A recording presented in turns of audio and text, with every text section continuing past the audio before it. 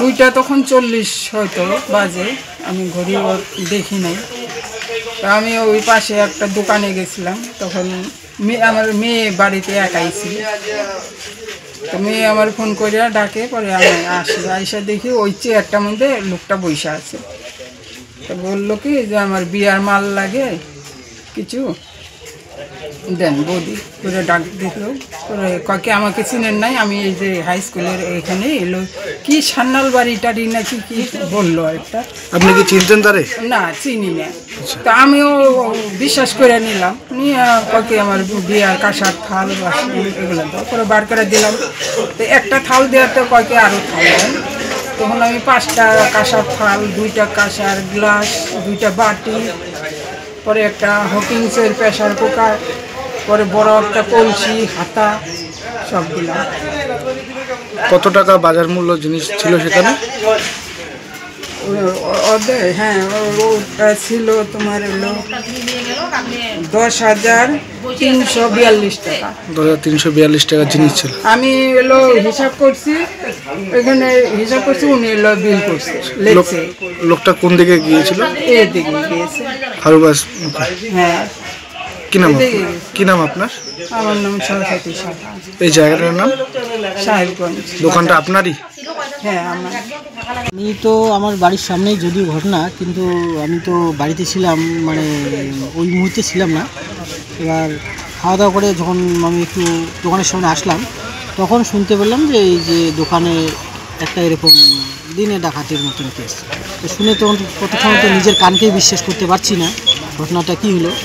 পরে গিয়ে শুনলাম যে একজন ভদ্রলোক গ্ল্যামার বাইক করে আসছিল, বাইকটা সোনার দোকানের সামনে রাখছে, এবং রতিনদাও ওখানটা ছিল। রতিনদা বললো যে লোকটাকে এমনি দেখলে চিনতে পারবো, কিন্তু মানে ফেসটা অতটা মনে পড়ছে না, ওই বাইকটার নাম্বার কেউ ফলো করেনি।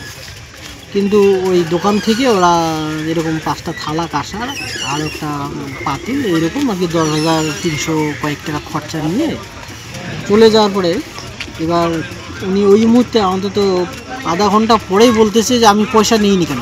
পরে নিজেই আপসেট হয়ে যায়। পরে ওনাকে আমরা সবাই জিজ্ঞেস করি কী হয়েছে, কি আমার কাছে খরচা নিয়ে চলে গেলো, আমি পয়সা তো নিলাম না। এরপরে আমরা সবাই মিলে তাকে জিজ্ঞেস করে আশ্বস্ত করি, এবং কিছুক্ষণ পরে আমরা থানায় এসে একটা ডায়েরির ব্যবস্থা করি। কী নাম আপনার? আমার নাম শশীমোহন বর্মন। ওই জায়গাটার নাম? জায়গাটা হলো সাহেবগঞ্জ জুনিয়র হাই স্কুলের সামনে।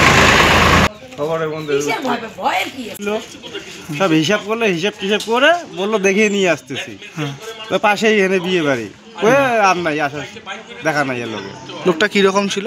লোকটা একটু খাটো করে 42-43 বয়স হবে। কোন দিকে গিয়েছিল সে?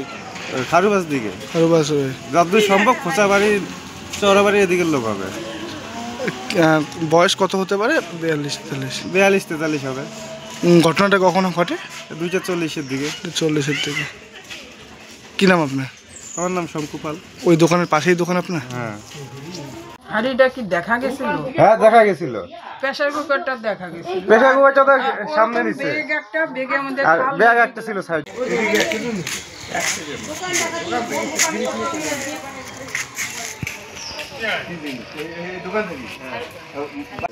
10,342 টাকা।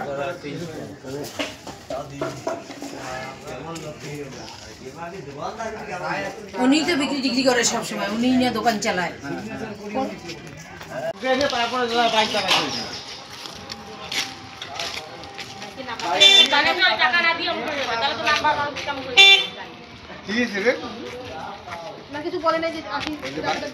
আমি লিখি তাড়াতাড়ি।